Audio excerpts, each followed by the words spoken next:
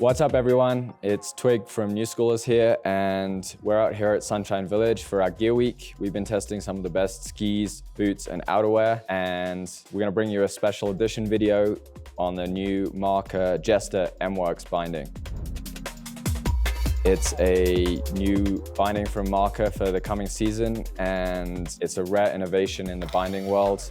So we wanted to really focus in on just this product and talk about what it has to offer for freeriders and free skiers. Everyone that's tried it's been super impressed with both how it feels on the ski and how well it's behaved in terms of retention and also release when things have gone wrong.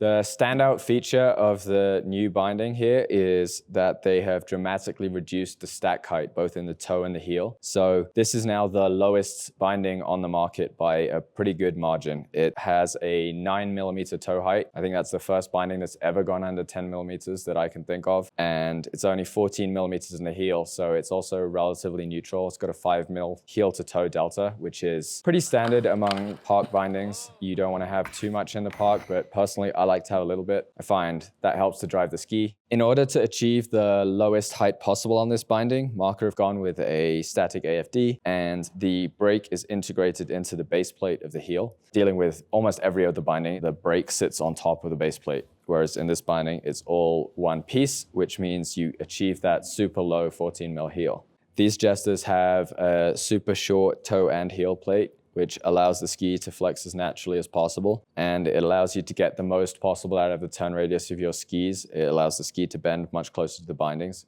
If you have a longer plate, that adds some rigidity to that center section of the ski and prevents the ski from flexing into its minimum possible turn radius. It has this de-icing rail on the toe piece, which is super nice for when you're clicking into your boots in soft snow, or you've been walking around and you need to click in. The same upper toe piece structure as the regular Jesters with metal reinforcement in key places, and it runs a 6-to-16 din. So if you're running your dins higher than that, you might as well be screwing your boots into your skis.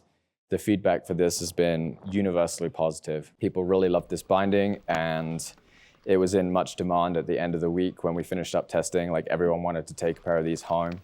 They're going to be a standout binding for park and freeride skiers. The feel, especially I found on rails, is amazing. Like, when you have your boots so close to your ski and your sliding rails, you just feel so connected to the edges. It's super easy to set toe and heel grip for tricks, and you feel so composed. Like, it's a really unique feeling. You feel locked into the binding, and it feels like you and the ski kind of are one more than any binding I've ever tried.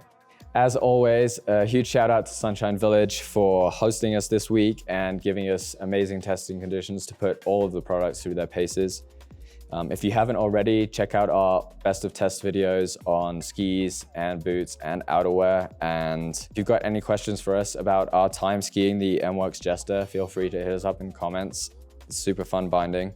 I think it's going to make a lot of park and freeride skiers really happy. So yeah, hit us up if you need to know anything more, and otherwise let us know what you think of the binding.